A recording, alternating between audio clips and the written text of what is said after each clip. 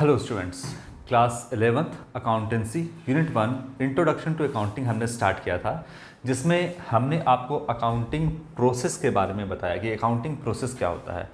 अगर आपने accounting process ठीक से समझा होगा तो आप जो मैंने डेफिनेशन आपको समझाया था वो भी आपको ठीक से समझ में आया होगा, और जितना भी अकाउंटिंग का कैरेक्टरिस्टिक है, जो भी आपका ऑब्जेक्टिव है अकाउंटिंग का, ये सारा कुछ भी आपको सही तरीके से समझ में आ जाएगा अगर आपने अकाउंटिंग प्रोसेस को सही से समझा तो चलिए आज हम आपको बताएंगे कैरेक्टरिस्टिक ऑफ अकाउंटिंग।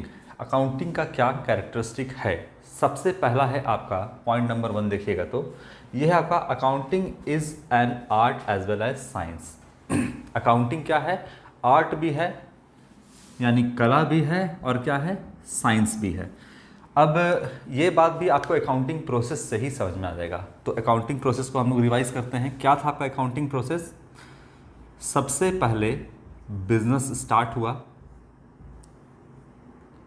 इसके बाद बिजनेस स्टार्ट होने के बाद इस बिजनेस में फाइनेंशियल ट्रांजैक्शन हुआ। फाइनेंशियल ट्रांजैक्शन, ये आपका सेकंड स्टेप है प्रोसेस का। फाइनेंशियल ट्रांजैक्शन हुआ, यानी जितना भी बिजनेस जब आपने स्टार्ट किया तो जो भी परचेस किया, सेल किया, उसको हम क्या कहते हैं? ट्रांजैक्शन। हिंदी में ट्रांजैक्शन को कहते हैं लेन देन, मतलब खरीदना और बेचना। ये सारा प्रोसेस जो है आपका ट्रांजैक्शन कहलाता है। तो फाइनेंशियल ट्रांजैक्शन का मतलब हो गया फाइनेंस, यानी पैसे में जो आपने ट्रांजैक्शन किया उसको हम फाइनेंशियल ट्रांजैक्शन कहते हैं। वैसे भी अकाउंटिंग में हम उन्हीं चीज़ों को रिकॉर्ड करते हैं जिनका मॉनेटरी वैल्यू होता है।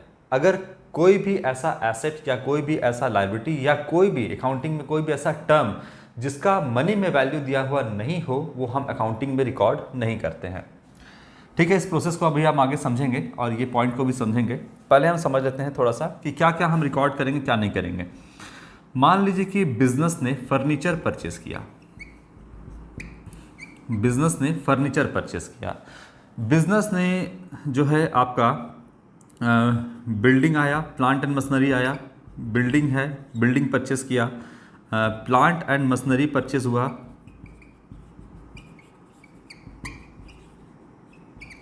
ये सब कुछ परचेस हुआ।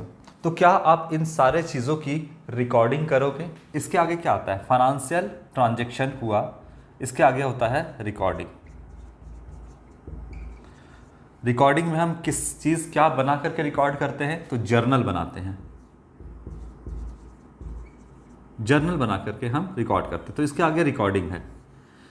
अगर बताइए कि कोई फाइनेंशियल ट्रांजैक्शन, अगर बिजनेस ने फर्नीचर परचेस किया, बिल्डिंग परचेस किया, प्लांट एंड मशीनरी परचेस किया, या अपने स्टाफ को सैलरी दिया, या फिर वेजेस दिया, या फिर एडवर्टीजमेंट का कॉस्ट है, मतलब तमाम चीज़ें, बिजनेस या तो एसेट परचेस कर रहा है या फिर अपने स्टाफ को सैलरी दे रहा है, कुछ भी हो, अगर इसका वैल्यू मनी में ना हो तो क्या हम उसको रिकॉर्ड करेंगे? जैसे बिजनेस ने अगर फर्नीचर परचेस किया, बिल्डिंग परचेस किया और प्लांट एंड मशीनरी परचेस किया, अब हम इसका वैल्यू मनी में नहीं बताएं आपको, तो क्या इन चीज़ों को हम अकाउंटिंग में शामिल करेंगे? क्या हम इसको रिकॉर्ड करेंगे? अभी हम आपको नहीं बता रहे हैं कि कहाँ पे रिकॉर्ड करना है इन सारे चीज़ों को, क्योंकि अभी आपको आगे का प्रोसेस पता नहीं है। तो क्या हम इसको लिखेंगे अकाउंटिंग के अंदर? इतना समझिए अभी आप, इसको अभी हम अकाउंटिंग के अंदर लेकर के नहीं आएंगे, क्योंकि इसका वैल्यू मनी में नहीं है, ये कोई फाइनेंशियल ट्रांजैक्शन नहीं है, इसका कोई मॉनेटरी वैल्यू नहीं है। तो अकाउंटिंग में हम बिल्कुल भी इन सारे चीज़ों को लेकर के नहीं आएंगे। लेकिन जैसे ही अगर हम इसका मनी के रूप में वैल्यू कर दे, फर्नीचर 20,000 रुपया, बिल्डिंग 5 लाख रुपया, प्लांट एंड मशीनरी 10 लाख रुपया, अगर इसका वैल्यू हम मनी में बता दे तब हम इसको अकाउंटिंग में शामिल करेंगे, अदरवाइज हम इसको शामिल नहीं करेंगे। तो जो भी आपका ट्रांजैक्शन है वो फाइनेंशियल ट्रांजैक्शन होना चाहिए, मनी के टर्म्स में होना चाहिए। अगर business building, furniture, plant and machinery कुछ भी कर रहा है तो उसका वैल्यू मनी में होना चाहिए। ठीक है, तो आपका बिजनेस स्टार्ट हुआ, फाइनेंशियल ट्रांजैक्शन हुआ, रिकॉर्ड किए, इसके आगे का प्रोसेस आपको याद होना चाहिए।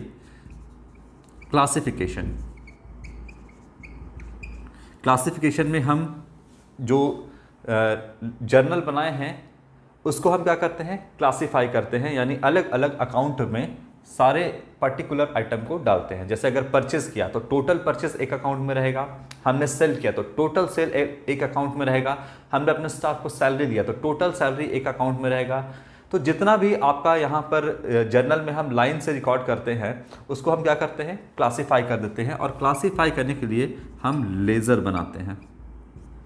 ये काउंटिंग प्रोसेस है। यहाँ तक के पार्ट को आप याद करो क्या कहते हैं, हम आएंगे अभी ये सारी चीज़ भी समझाएंगे, पहले आपको ये प्रोसेस समझना ज़रूरी है। यहाँ तक के पार्ट को हम कहते हैं आपका बुक कीपिंग, और जहाँ बुक कीपिंग एंड होता है वहाँ से अकाउंटिंग शुरू होता है। तो बुक कीपिंग का क्या काम है, बुक कीपिंग का काम है जितना भी ट्रांजेक्शन, फाइनेंशियल ट्रांजेक्शन है उसको सिस्टमैटिक वे में रिकॉर्ड करने तक का काम बुक कीपिंग का है। ठीक है, अब इसके आगे क्या था, क्लासिफिकेशन के आगे आपका था समराइजेशन, समराइजिंग या समराइजेशन। इस समराइजेशन में क्या करते थे, बिजनेस का रिजल्ट पता चलता था आपको, यानी बिजनेस कितना प्रॉफिट में है, लॉस में है, और बिजनेस का क्या फाइनेंशियल पोजीशन है। तो समराइजेशन में क्या करते हैं हम, जो लेजर में आपने अकाउंट बनाया है उसकी मदद से, जो बैलेंस है उसकी मदद से हम क्या बनाते हैं, यानी आप अभी समझो लेजर की मदद से हम क्या बनाते हैं, ट्रायल बैलेंस बनाते हैं। इससे बनेगा आपका ट्रायल बैलेंस। और ट्रायल बैलेंस हम क्यों बनाते हैं, लेजर के अर्थमेटिकल एक्यूरेसी को जानने के लिए हम ट्रायल बैलेंस बनाते हैं। यहाँ पर लेजर की अर्थमेटिकल एक्यूरेसी को जानने के लिए अगर ट्रायल बैलेंस बना रहे हैं और ट्रायल बैलेंस मैच नहीं किया तो इसका मतलब ज़रूर आपने लेजर बनाने में कोई ना कोई गलती की है, कोई ना कोई आपने मिस्टेक किया है। तो यहाँ पर समराइजेशन में हम क्या बनाते हैं, ट्रायल बैलेंस बनाते हैं लेजर की मदद से। और इसमें क्या बनाते हैं, trading and profit and loss account. Profit and loss को P/L हम लिखते हैं, प्रॉफिट एंड लॉस अकाउंट यहाँ पर। एंड इसमें और क्या बनाते हैं, बैलेंस शीट। समराइजेशन में हम क्या करते हैं, चीज़ों को समराइज कर देते हैं और इसमें बनता है ट्रायल बैलेंस जो कि लेजर के अर्थमेटिकल एक्यूरेसी को बताता है, trading and profit and loss account बनाते हैं बिजनेस के प्रॉफिट एंड लॉस को जानने के लिए, और बैलेंस शीट बनाते हैं हम बिजनेस के फाइनेंशियल पोजीशन को जानने के लिए। तो ये आपका समराइजेशन है। इसके आगे हम लोग क्या करते हैं, प्रोसेस बढ़ाते हैं, analysis and interpretation, analysis and interpretation.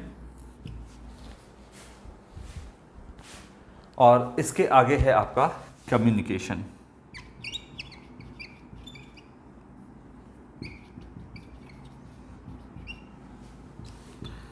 ये आपका अकाउंटिंग प्रोसेस है।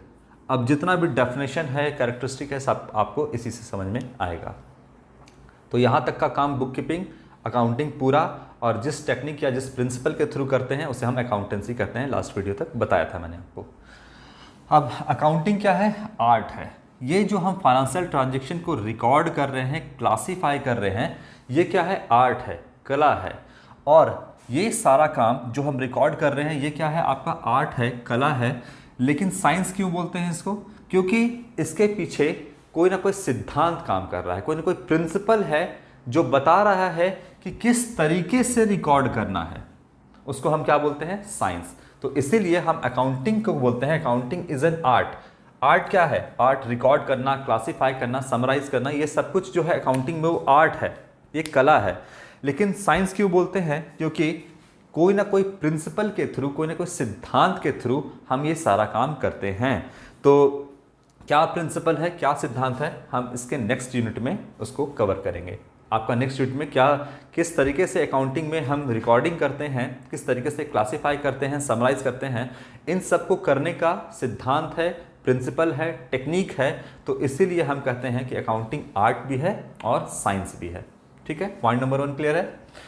इसके बाद recording of financial transaction only. अब यहाँ पर हमने ही लिख दिया है, यहाँ पर देखिए प्रोसेस नंबर जो है आपका, प्रोसेस में नंबर 2 पर जो है स्टेप 2 में वो देखिएगा फाइनेंशियल ट्रांजैक्शन है। अभी मैंने आपको बताया कि किसी भी चीज़ को तब तक हम अकाउंटिंग में रिकॉर्ड नहीं करेंगे जब तक वो फाइनेंशियली नहीं हो, मतलब वो मॉनेटरी टर्म में ना हो, तब तक हम उसको रिकॉर्ड नहीं करेंगे। तो रिकॉर्डिंग ऑफ क्या लिखा है यहाँ पर, फाइनेंशियल ट्रांजैक्शन, यानी हम सिर्फ उन्हीं चीज़ों को रिकॉर्ड करेंगे वो उन्हीं ट्रांजेक्शन को रिकॉर्ड करेंगे जो फाइनेंशियल हो, जो वित्त के तौर पे हो, जो मनी के रूप में हो, बस उसी को हम यहाँ पे अकाउंटिंग में रिकॉर्ड करेंगे। तो अकाउंटिंग आर्ट भी है, साइंस भी है, और उसमें उन्हीं चीज़ों को रिकॉर्ड करेंगे जो फाइनेंशियल ट्रांजेक्शन होगा, बस। थर्ड नंबर पॉइंट क्या कहता है? थर्ड नंबर कहता है recording in terms of money. बात वही कह रहा है आपका फिर से कि जो भी हम रिकॉर्डिंग करेंगे, यहाँ पर आया रिकॉर्डिंग जर्नल में, और जो भी चीज़ों को हम रिकॉर्ड करेंगे वो करेंगे किस टर्म में करेंगे? तो मनी के टर्म में हम यहाँ पर उन चीज़ों को रिकॉर्ड करेंगे। अगर मनी के टर्म में कोई भी चीज़ नहीं दिया रहेगा तो हम उसे अकाउंटिंग में रिकॉर्ड ही नहीं करेंगे। जैसे ऐसे मान समझ लो आप कि आपका एक एम्प्लॉय काम कर रहा है और वो बहुत ही ज़्यादा ईमानदार है। अब उसकी ईमानदारी से आपके बिजनेस को 10,000 रुपये का एक्स्ट्रा प्रॉफिट या 20,000 का एक्स्ट्रा प्रॉफिट होता है, तो क्या उसकी ईमानदारी को आप अकाउंटिंग में रिकॉर्ड करेंगे कि उसकी ईमानदारी 10,000 का है कि 15,000 का है कि 20,000 का है? आप उसकी ईमानदारी को यहाँ पर रिकॉर्ड नहीं करेंगे। आप कितना सैलरी देते हो अपने स्टाफ को, ये आप रिकॉर्ड करोगे कि हाँ 50,000 का सैलरी देते हैं, लेकिन वो कितना ईमानदार है ये आप कैसे नापोगे? इसका तो नापने का कोई तरीका ही नहीं है। तो उसकी ईमानदारी के कारण आपके बिजनेस में प्रॉफिट तो होता है, लेकिन उसको मनी में हम कैलकुलेट नहीं कर सकते हैं कि कितना ईमानदार है। कोई पैमाना ही नहीं है नापने का कि कैसे नापेंगे हम कि आप कितना ईमानदार है, आप कितना ईमानदारी से काम करते हैं तो आपको कितना पेमेंट मिलना चाहिए, उसके हिसाब से नहीं।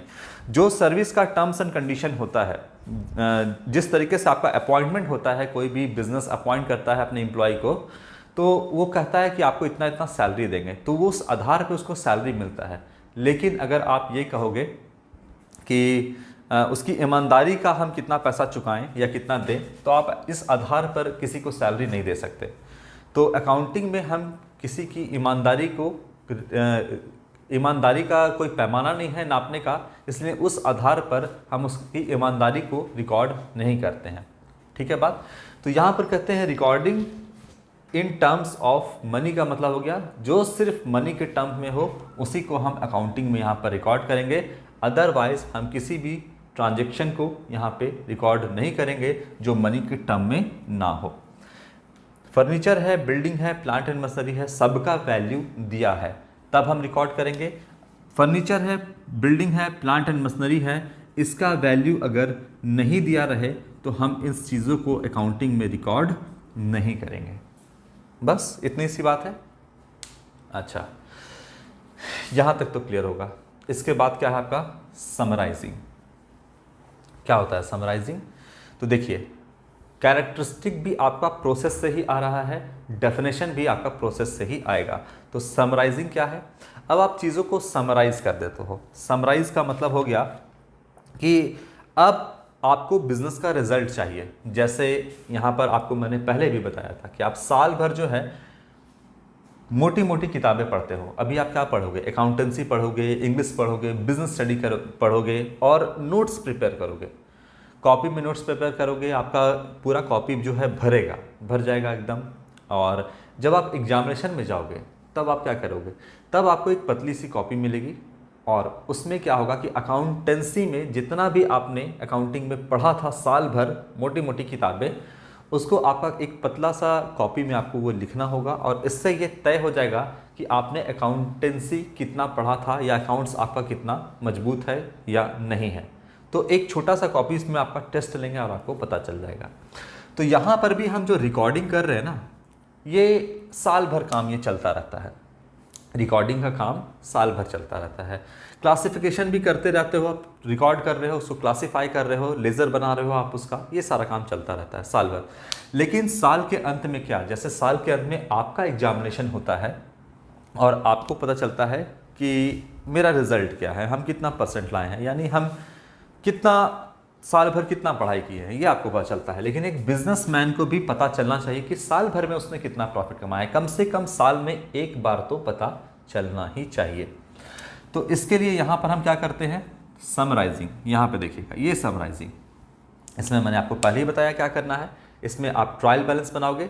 तो देखिए सारा प्रोसेस है, रिकॉर्डिंग जर्नल से, लेज़र से क्या बनाओगे आप? Trial balance. समराइजिंग में सबसे पहले क्या बनाओगे? ट्रायल बैलेंस बनाओगे जो कि लेज़र की अर्थमेटिकल एक्यूरेसी को बताएगा। तो देखिए, रिकॉर्डिंग किए, रजिस्टर मेंटेन किए, इसके लिए रजिस्टर भर गया, साल भर रिकॉर्डिंग कर रहे हैं। क्लासीफाई किए, इसके लिए भी अलग से रजिस्टर मेंटेन किए आप, और ये भी आपका पेज भरता जा रहा है।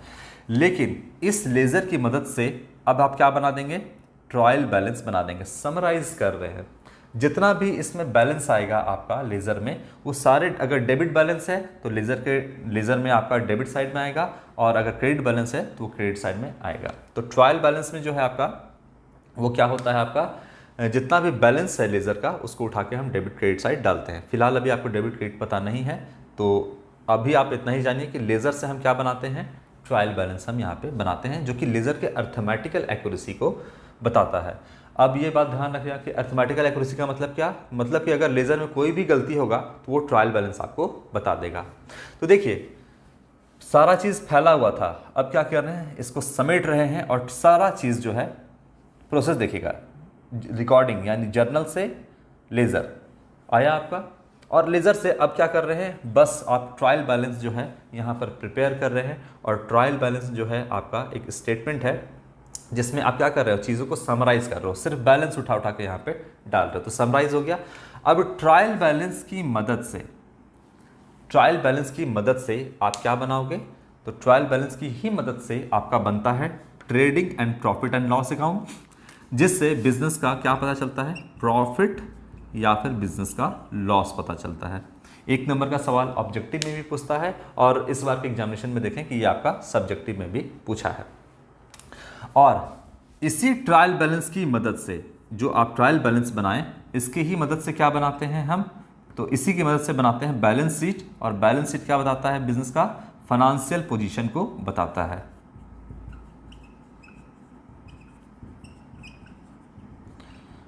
फाइनेंशियल पोजीशन को बताता है आपका क्या, बैलेंस शीट। ये एक नंबर का सवाल आपसे पूछता है। तो बैलेंस शीट क्या है, बैलेंस शीट भी एक स्टेटमेंट है आपका, कोई अकाउंट नहीं है, स्टेटमेंट है। जैसे जैसे आगे बढ़ेंगे इन सब पे आएंगे, हम समझाते जाएंगे।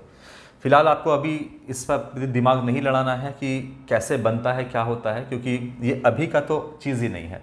ये जब आप रिकॉर्डिंग करना सीखोगे, जब बेसिक अकाउंटिंग टर्म्स सीखोगे, रिकॉर्डिंग सीखोगे, क्लासिफिकेशन सीखोगे, तब जाकर के आपका ये लास्ट में आएगा। तो बहुत बाद की चीज़ें आपको हम अभी बता रहे हैं, जब आपका एकदम अंत हो जाएगा सिलेबस का, है ना, उस समय की चीज़ हम आपको अभी बता रहे हैं। तो अभी आप ये मत जल्दबाजी में रहना कि ये चीज़ हमको बता दो कि क्या होता है। बस अभी जानो कि trading and profit and loss account से प्रॉफिट एंड लॉस पता चलता है, और आपका बैलेंस शीट से फाइनेंशियल पोजीशन, इस चीज़ को याद रखना बस। तो ये हम चीज़ों को क्या कर दिया, समराइज। फैला हुआ चीज़ों को, जो फैला करके हम सब अपने रजिस्टर मेंटेन किए थे, जर्नल मेंटेन किए थे और लेज़र बनाए थे, हम इसको क्या कर दिए, समराइज कर दिए। समराइज करके कहाँ ला दिए, ट्रायल बैलेंस के अंदर। और ट्रायल बैलेंस से क्या बना दिए, trading and profit and loss account and balance sheet हम यहाँ पे बना दिए। और बिजनेसमैन को यहाँ पर पता चल गया कि हमको बिजनेस में प्रॉफिट हुआ है या लॉस हुआ है, और बिजनेस का फाइनेंशियल पोजीशन क्या है, ये सब कुछ पता चल गया। ठीक है, तो यहाँ पर हो गया ये समराइजेशन। अब interpretation of the result. Result आ गया आपका, रिजल्ट क्या हुआ, प्रॉफिट हुआ, रिजल्ट या लॉस हुआ, ये आपका रिजल्ट है। फाइनेंशियल पोजीशन तो पता चलेगा ही बिजनेस का, लेकिन अभी हम बात कर रहे हैं रिजल्ट की। रिजल्ट में क्या हुआ, या तो प्रॉफिट हुआ या लॉस हुआ। जनरली बिजनेस अगर करने बैठे हैं तो बिजनेस में प्रॉफिट नहीं होगा तो बिजनेस चलाइएगा ही क्यों। तो हम मान के चलते हैं यहाँ पर कि बिजनेस को प्रॉफिट ही होता है जनरली। अब यहाँ पर क्या करेगा, इंटरप्रिटेशन ऑफ रिजल्ट, यही तो रिजल्ट आया आपका, यही तो आपका जो है trading and profit and loss account जो आपने प्रिपेयर किया है, यही तो आपका क्या है, रिजल्ट है। अब इस रिजल्ट का क्या करना है, तो इस रिजल्ट का करना है आपको व्याख्या करना है, एनालिसिस एंड इंटरप्रिटेशन करना है। इस रिजल्ट को देखिए, अगला प्रोसेस क्या है, ये जो रिजल्ट आया है इसको एनालाइज करोगे और इंटरप्रेट करोगे, तो यही लिखता है इंटरप्रिटेशन ऑफ रिजल्ट। अब बिजनेस में बहुत सारे, इस पॉइंट को हम डील करेंगे। बिजनेस में आप अकेले तो काम कर नहीं रहे हो, आप अकेले तो काम कर नहीं रहे हो, बहुत सारे लोग उसमें काम कर रहे हैं। तो आप लोग जैसे फेसबुक का इस्तेमाल करते हो, व्हाट्सएप का इस्तेमाल करते हो, तो फेसबुक व्हाट्सएप का इस्तेमाल क्यों करते हो, क्योंकि आपको फेसबुक पे इंटरेस्ट है, आपको व्हाट्सएप में इंटरेस्ट है, इसीलिए आप उसका इस्तेमाल करते हो। जिस चीज़ों में आपका इंटरेस्ट होता है उन चीज़ों को आप इस्तेमाल करते हो। अब आप टीवी खोल करके बैठते हो तो सारा न्यूज़ चैनल तो नहीं देखते हो कि हम भाई सारा पलट के देख रहे हैं। कोई एक पर्टिकुलर सीरियल आपको पसंद होता है जो कि आप डेली बेसिस पे देखते हो, आधे घंटे का आता है, आप उस सीरियल देखते हो। सीरियल तो आपका दिन भर देता रहता है, लेकिन क्या आप दिन भर बैठ के देखते रहते हो? नहीं, आप जो है एक पर्टिकुलर कोई सीरियल आता है उसको आप देखते हो। क्यों? क्योंकि आपका उसमें इंटरेस्ट है, इसलिए आप वो चैनल लगा करके बैठ जाते हो। आप उधर टीवी देख रहे हो, इधर व्हाट्सएप पे चैट कर रहे हो। क्यों कर रहे हो? क्योंकि आपका व्हाट्सएप में इंटरेस्ट है। क्यों इंटरेस्ट है आपका व्हाट्सएप में? तो देखिए, आपका इंटरेस्ट इसीलिए है कि आप किसी से कम्युनिकेट कर पा रहे हैं, बात कर पा रहे हैं, कॉलेज का सारा इन्फॉर्मेशन आपके व्हाट्सएप ग्रुप पे जा रहा है, आपका वीडियो का लिंक जा रहा है, आपका नोट्स जा रहा है, जितना भी नोटिफिकेशन है, जितना भी इन्फॉर्मेशन अगर आपको देना है तो व्हाट्सएप ग्रुप में है। तो जाहिर सी बात है कि आप व्हाट्सएप को अनइंस्टॉल नहीं कर दोगे। आप अगर नहीं भी व्हाट्सएप इस्तेमाल कर रहे हो, नया नया फ़ोन खरीदोगे, सबसे पहले क्या करोगे? व्हाट्सएप इसमें इंस्टॉल करोगे। तो व्हाट्सएप में आपका इंटरेस्ट है। ठीक है बात। फेसबुक में क्यों इस्तेमाल करते हो? तो एक बड़ी कम्युनिटी से आप जुड़ना चाहते हो। बहुत सारे ऐसे पुराने दोस्त आपके होंगे जो बिछड़ गए होंगे, अभी कोई कहीं और चला जाएगा 10th के बाद, आपने यहाँ एडमिशन लिया, उसने वहाँ एडमिशन लिया, कोई बाहर चला गया पढ़ने को, तो उनसे जुड़े रहने के लिए व्हाट्सएप पे भी जुड़ सकते हैं और आप फेसबुक पे भी उनसे जुड़े रह सकते हैं, इसलिए आप फेसबुक का इस्तेमाल करते हो। तो व्हाट्सएप हो, फेसबुक हो, इन सब में आपका इंटरेस्ट होता है, इसलिए आप इससे जुड़े। इसका मतलब अगर आप व्हाट्सएप से जुड़े हैं तो आप व्हाट्सएप के क्या हैं? यूज़र हैं। यूज़ कर रहे हैं ना, तो यूज़र हैं आप व्हाट्सएप के। आप व्हाट्सएप के यूज़र हैं। आप क्या किसके यूज़र हैं? आप जो है फेसबुक के यूज़र्स हैं, है ना। आप व्हाट्सएप के यूज़र हैं, आप फेसबुक के यूज़र हैं, क्योंकि आप उसको इस्तेमाल कर रहे हैं। वैसे ही अकाउंटिंग का भी यूज़र है। अब जिसको बिजनेस में इंटरेस्ट है, जिसको भी बिजनेस में इंटरेस्ट है, वो बिजनेस का सारा इंफॉर्मेशन कहाँ से लाएगा? तो वो तो अकाउंटिंग ही सारा इंफॉर्मेशन देगा ना, चाहे बिजनेसमैन को देना हो या किसी भी पार्टी को। आपको भी अगर किसी कंपनी का बिजनेस का इंफॉर्मेशन चाहिए तो आप क्या देखोगे? उसकी अकाउंटिंग को आप देखोगे, तब जाके आपको पता चलेगा कि बिजनेस का क्या प्रॉफिट है, क्या लॉस है। ठीक है, इसीलिए जो अकाउंटिंग का इस्तेमाल करता है वो अकाउंटिंग का यूजर्स कहलाता है। जैसे व्हाट्सएप, फेसबुक का आप इस्तेमाल करते हो तो आप व्हाट्सएप और फेसबुक के यूज़र हैं, उसी तरीके से अकाउंटिंग इंफॉर्मेशन या अकाउंटिंग का जो इस्तेमाल करता है वो अकाउंटिंग का यूजर्स कहलाता है। ठीक है, तो हम यहाँ पे बात करते हैं, इसी पॉइंट को डील करेंगे। इसके बाद कम्युनिकेशन, तो हम लिखते हैं यहाँ पे users of accounting.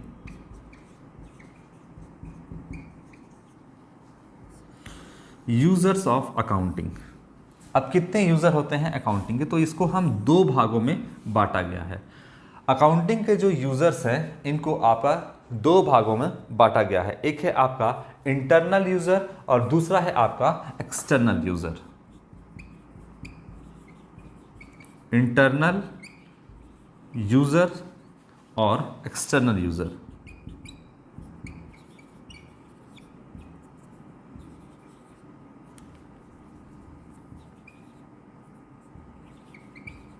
Internal user और एक्सटर्नल यूजर। अब इंटरनल यूजर, यूजर मतलब जो अकाउंटिंग का इस्तेमाल करते हैं, और अकाउंटिंग इस्तेमाल क्यों कर रहे हैं? क्योंकि हमको बिजनेस का इंफॉर्मेशन चाहिए। इंटरनल यूजर में कौन कौन से पार्टी है जो इंटरेस्टेड है ये जानने को कि बिजनेस में क्या चल रहा है। तो सबसे पहला, अकाउंटिंग को कौन इस्तेमाल कर रहा है? तो बिजनेस का ऑनर या ऑनर्स, एक से ज़्यादा भी ऑनर हो सकते हैं। तो सबसे पहला कौन है आपका? ऑनर, बिजनेस का मालिक। अब बताइए, बिजनेस के मालिक को ये इंटरेस्ट नहीं होगा कि बिजनेस में प्रॉफिट हो रहा है या बिजनेस में लॉस हो रहा है, ये कैसे पता चलेगा?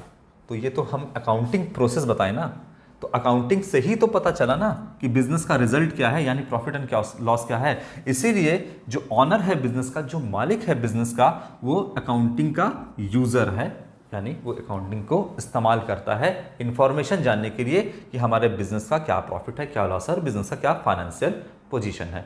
चूंकि वो घर का आदमी है, अंदर का, बिजनेस के अंदर का आदमी है, इसीलिए ऑनर जो है आपका यहाँ पर इंटरनल यूजर में आता है। ऑनर किस में आता है? आपका इंटरनल यूजर में आता है। ठीक है, तो पहला यूजर तो आपका हो गया यहाँ पर ऑनर। दूसरा यूजर हो गया आपका कौन? मैनेजमेंट। मैनेजमेंट का क्या मतलब होता है? मैनेजमेंट का मतलब होता है जो सारे काम को मैनेज करे, उसी को हम क्या बोलते हैं यहाँ पर? मैनेजमेंट। तो मैनेजमेंट इंटरनल यूजर में क्यों होता है? ये भी अकाउंटिंग का इस्तेमाल करता है, इसलिए मैनेजमेंट भी क्या है? अकाउंटिंग का यूजर है। अब क्यों इस्तेमाल करता है? देखिए, बिजनेस में जो मैनेजमेंट है वो क्या करता है कि सारे बिजनेस को मैनेज करता है। कौन सा सामान परचेस करना है, कौन सा सामान बेचना है, कितना रॉ मटेरियल घटा हुआ है, सारे चीज़ों को आपको मैनेज करना है। यहाँ पर किसी भी कॉलेज स्कूल की भी बात करें अगर आप, तो वहाँ पर भी मैनेजमेंट टीम होती है जो बच्चे को या सारे चीज़ों को वहाँ पर मैनेज करती है ना। जब एग्जामिनेशन होता है तो कौन सा रूम नंबर में आपको बैठना है, कहाँ पर आपको बैठना है, रोल नंबर क्या होगा आपका, सारा नोटिस बोर्ड में रहता है। तो वो सब क्या है? पार्ट ऑफ मैनेजमेंट है। आपको बताया जाता है, आप देखते हो कि कहाँ कहाँ आपको बैठना है, कैसे कैसे बैठना है, रोल नंबर वाइज कैसे बैठना है। ये सब कुछ किसका काम है? मैनेजमेंट का। तो बिजनेस में अगर स्मूथ फ्लो बनाए रखना है बिजनेस का, अगर बिजनेस को आराम से चलाना है कि लगातार चलता रहे, कोई गड़बड़ ना हो, कब मशीनरी का रिपेयर करवाना है, कब कौन काम को कौन सा मशीन को सर्विसिंग में डालना है, भेजना है, ये सारा काम मैनेजमेंट का है। अगर चीज़ों को मैनेज नहीं करेगा तो शट डाउन हो जाएगा, बिजनेस बंद हो जाएगा। कभी भी मिस मैनेजमेंट अगर कुछ हो गया तो क्या होता है? आपका सारा बिजनेस जो है एक दिन दो दिन के लिए चौपट हो जाता है। इसलिए चीज़ों को मैनेज करना बहुत ज़रूरी है। तो अब मैनेजमेंट को सारा इन्फॉर्मेशन चाहिए, और मैनेजमेंट को सारा इन्फॉर्मेशन कौन देगा? अकाउंटिंग। इसीलिए मैनेजमेंट भी यूजर्स ऑफ अकाउंटिंग में आता है। किस में आता है? यूजर्स ऑफ अकाउंटिंग में आता है। लेकिन मैनेजमेंट चूंकि बिजनेस के अंदर का है, इसीलिए इसको इंटरनल यूजर हम कहते हैं। इसके बाद एक है आपका employees and worker. Employees and worker,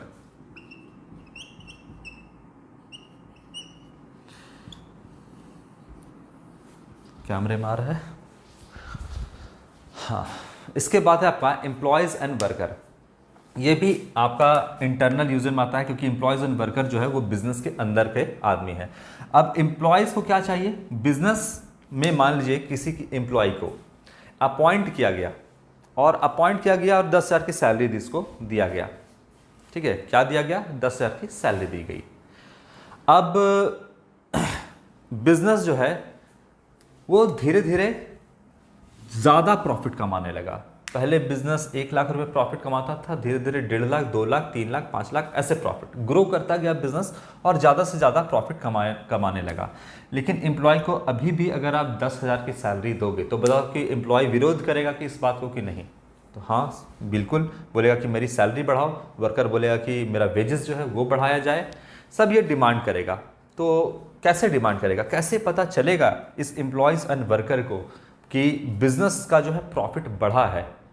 कैसे पता चलेगा? बस वो ध्यान लगा के सोचेगा और ये पता चल जाएगा उसको? नहीं, ये देखेगा अकाउंटिंग को। अकाउंटिंग बताएगा कि बिजनेस को कितना प्रॉफिट एंड लॉस हुआ है, ये अकाउंटिंग प्रोसेस है। और अकाउंटिंग बताएगा एम्प्लॉयज़ एंड वर्कर को कि बिजनेस को कितना प्रॉफिट एंड लॉस हुआ है।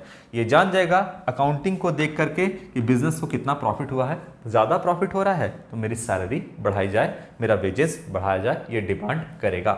तो इसीलिए यूजर्स ऑफ अकाउंटिंग में आपका ऑनर हो गया, मैनेजमेंट हो गया, और यहाँ पर एम्प्लॉयज़ एंड वर्कर हो गए। ये हो गए आपके इंटरनल यूज़र में। इसके बाद आता है आपका एक्सटर्नल यूज़र। एक्सटर्नल यूज़र में सबसे पहला हो जाएगा बैंक। अब ये भी अकाउंटिंग का यूज़र है। बैंक लिखिए या फाइनेंशियल इंस्टीट्यूशन लिखिए। अकाउंटिंग एक बिजनेस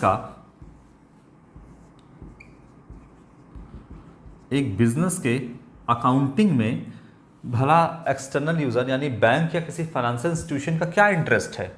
इंटरेस्ट होगा तभी तो वो यूज़र होगा ना, और तभी तो वो अकाउंटिंग का इस्तेमाल करता होगा। तो बैंक या फाइनेंशियल इंस्टीट्यूशन क्यों है? देखिए, जब बिजनेसमैन को पैसे की ज़रूरत पड़ती है तो वो कहाँ जाता है लोन लेने के लिए?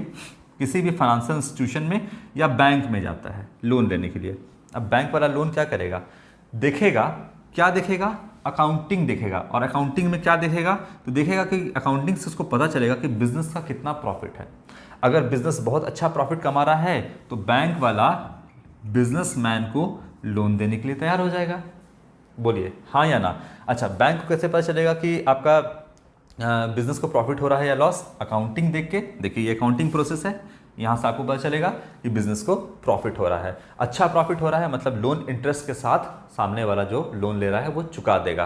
तो बैंक भी यूज़ करता है अकाउंटिंग को इंफॉर्मेशन पाने के लिए, इसीलिए बैंक भी यूजर्स ऑफ अकाउंटिंग में आता है। लेकिन बैंक जो है बिजनेस के अंदर का नहीं है, बाहर का है, इसीलिए ये एक्सटर्नल यूजर में आता है।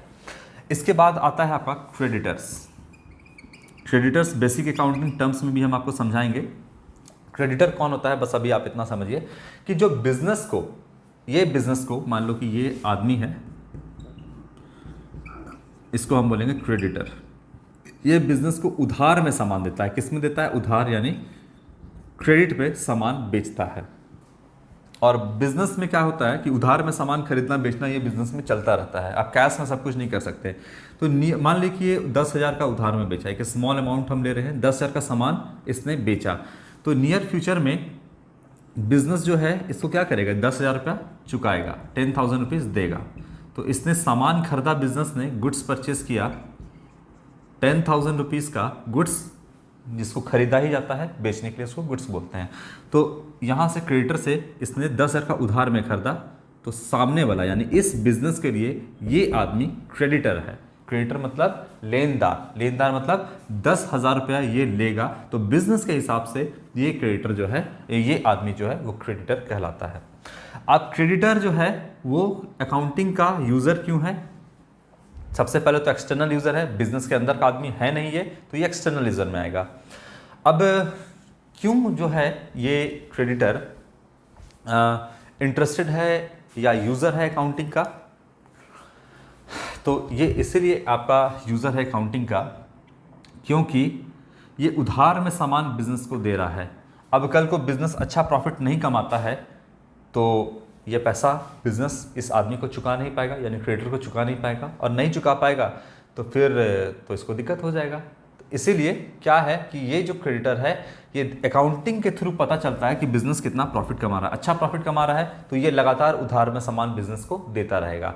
अदरवाइज अगर देखेगा कि बिजनेस लॉस में जा रहा है तो ये बिजनेस को उधार में सामान देना बंद कर देगा। और ये इस बंदे को कहाँ से पता चलेगा कि बिजनेस को प्रॉफिट एंड लॉस हो रहा है? तो अकाउंटिंग से पता चलेगा। इसीलिए ये यूजर्स ऑफ अकाउंटिंग में आता है, चूंकि घर का नहीं है, बाहर का आदमी है, इसलिए एक्सटर्नल रीजन में आता है। एक दो और एग्जाम्पल देते हैं हम। इन्वेस्टर हो गया, इन्वेस्टर्स, जितने भी आपके इन्वेस्टर होते हैं, इन्वेस्टर का मतलब जो बिजनेस में इन्वेस्ट करते हैं। इन्वेस्टर क्यों है? अब देखिए, बिजनेस में बहुत सारे लोग जो होते हैं वो इंटरेस्टेड होते हैं कि हम भी बिजनेस में इन्वेस्ट करेंगे पैसा, और जो प्रॉफिट होगा उसका लाभ हमको भी मिलेगा। तो मान लो कि एक बंदा जो है बिजनेस में इन्वेस्ट करना चाहता है कि हम बिजनेस में, आपके बिजनेस में 1 लाख रुपए इन्वेस्ट करेंगे, लेकिन आंख बंद करके इन्वेस्ट कर देगा क्या? आप किसी कंपनी का अगर शेयर खरीदते हो, शेयर वेयर की बात छोड़ते हैं, अगर आप किसी बिजनेस में इन्वेस्ट करते हो, पैसा इन्वेस्ट करना चाहते हो, तो आप क्या देखोगे कि बस आंख बंद करके इन्वेस्ट कर दिए, कि आप उसकी अकाउंटिंग को देखोगे कि वो कितना प्रॉफिट कमा रहा है। अगर वो अच्छा प्रॉफिट कमा रहा है तो मतलब आपको भी अच्छा रिटर्न मिलेगा, तो इसीलिए आप इन्वेस्ट करते हो। और ये इन्वेस्टर को कहाँ से पता चलेगा? तो ये इन्वेस्टर को पता चलेगा आपका अकाउंटिंग से। ठीक है, इसलिए वो यूजर्स ऑफ अकाउंटिंग में आता है, चूंकि घर का नहीं है, बाहर का है, इसलिए एक्सटर्नल यूजर में आता है। तो और एग्जांपल है, इसको हम डिटेल में बाद में समझाएंगे। कंपटीटर है, गवर्नमेंट है, टैक्स अथॉरिटी है, बहुत सारा आपका है इसके अंदर आता है, ये सबको बाद में। फिलहाल यूजर्स ऑफ अकाउंटिंग में आपको यूजर समझ में आया कौन होता है? ठीक है, आगे बढ़ते हैं। तो इंटरप्रिटेशन ऑफ रिजल्ट, यहीं पर थे हम। इंटरप्रिटेशन ऑफ रिजल्ट का मतलब हो गया यहाँ पर कि आप जो है अकाउंटिंग इसकी क्या करेगा? इंटरप्रिटेशन करेगा, इसकी व्याख्या करेगा कि कितना प्रॉफिट हुआ, किस तरीके से प्रॉफिट हुआ, पिछले साल का क्या प्रॉफिट था, ये तमाम चीज़ को इंटरप्रेट करेगा रिजल्ट को। रिजल्ट क्या है आपका? देखिए, ये है आपका रिजल्ट, ये है आपका trading and profit and loss, ये है आपका रिजल्ट। तो इसकी व्याख्या करेगा रिजल्ट, तब जाकर के जो यूजर्स ऑफ अकाउंटिंग है, बेसिकली एक्सटर्नल यूजर, ये क्या करेंगे कि आपके बिजनेस में इन्वेस्टर इन्वेस्ट करने को तैयार होगा। कब? जब आप अपने रिजल्ट को इंटरप्रेट करोगे तब। क्रेडिटर उधार में सामान देने को तैयार होगा और बैंक लोन देने को यहाँ पर तैयार होगा। इसीलिए जो भी रिजल्ट आया है आपका, उसको क्या करना जरूरी है? इंटरप्रेट करना जरूरी होता है। ठीक है, ये बात समझ में आया। इसके बाद लास्ट आपका क्या है, कम्युनिकेशन। कम्युनिकेशन का मतलब अब आपको ठीक से समझ में आएगा, ये प्रोसेस का हिस्सा है कम्युनिकेशन। ये क्या है आपका, कम्युनिकेशन का मतलब कम्युनिकेट कर दो। जैसे आप कम्युनिकेशन का मतलब क्या होता है, बातचीत करना। तो आप किससे बातचीत करोगे, जाहिर सी बात है कि यहाँ पर कम्युनिकेशन का मतलब होता है कि आपने जो रिजल्ट लाया इसको इंटरप्रेट किया, रिजल्ट को, इसकी व्याख्या की और आपने इसको कम्युनिकेट कर दिया किसे, तो आपने इसको कम्युनिकेट कर दिया यूजर्स ऑफ अकाउंटिंग को। अब यूजर्स ऑफ अकाउंटिंग को कम्युनिकेट कर दिया मतलब रिजल्ट उनके सामने रख दिया। अब यूजर्स ऑफ अकाउंटिंग में ऑनर को पता चल गया क्या है, मैनेजमेंट को पता चल गया कि बिजनेस का क्या रिजल्ट है, क्या प्रॉफिट एंड लॉस है, और एम्प्लॉयज एंड वर्कर को भी पता चल गया कि बिजनेस का क्या प्रॉफिट एंड लॉस है। तमाम चीज़ की जानकारी मिल गई, यूजर्स को कम्युनिकेट कर दिया। अब एक्सटर्नल यूजर को भी ये सामने सारी बात रखी गई कि क्या प्रॉफिट क्या लॉस है, तो बिजनेस को पता चल गया बिजनेस का रिजल्ट क्या है। कम्युनिकेट करने का मतलब दे देना, उसके सामने रिजल्ट रख देना। तो बैंक को पता चल गया कि बिजनेस का क्या प्रॉफिट एंड लॉस है, तो बैंक लोन देने को तैयार हो सकता है, क्रेडिटर उधार में सामान देने को तैयार हो सकता है, इन्वेस्टर बिजनेस में इन्वेस्ट करने को तैयार हो सकता है। तो यही है आपका, किसको कम्युनिकेट किया जाता है, यूजर्स ऑफ अकाउंटिंग को कम्युनिकेट किया जाता है। क्लियर है बात। तो ये आपका आज हमने आपको कैरेक्टरिस्टिक बताया। नेक्स्ट वीडियो से हम आपको ऑब्जेक्टिव बताएंगे। यही तमाम बातें हैं जो बार बार हम करेंगे। तो ऑब्जेक्टिव हो चाहे कैरेक्टरिस्टिक हो, यही चीज़ है। लेकिन चूंकि आपको पढ़ना है सारी चीज़ें कि अगर कैरेक्टरिस्टिक आएगा तो कैरेक्टरिस्टिक में क्या होगा, ऑब्जेक्टिव है तो ऑब्जेक्टिव में क्या होगा, ये तमाम चीज़ें आपको एग्जामिनेशन में आती है, लिखना पड़ता है, तो हमको ये सारी चीज़ें समझना भी होगा। तो आज के लिए इतना ही बच्चों, नेक्स्ट वीडियो में हम इसके ऑब्जेक्टिव को देखेंगे। Thank you.